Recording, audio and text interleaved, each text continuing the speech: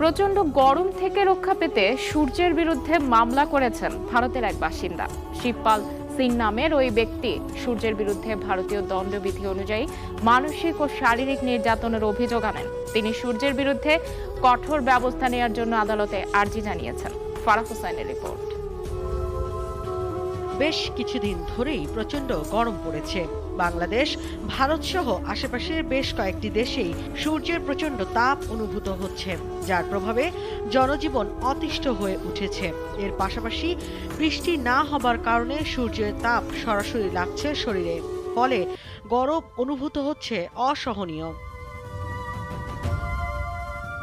এরই মধ্যে ভারতের মধ্যপ্রদেশে চলছে ভয়াবহ দাবদাহ। দেশটির 17 জেলায় তাপমাত্রার পারদ ছুঁয়েছে 40 ডিগ্রি সেলসিয়াস। মধ্য দুপুরে যা দাঁড়ায় 42 থেকে 45 ডিগ্রি সেলসিয়াস। আর গুগল অনুভূতি আরও বেশি। দেশটির আবহাওয়া অধিদপ্তরও বৃষ্টি নিয়ে দিতে পারছে না কোনো সুখবর।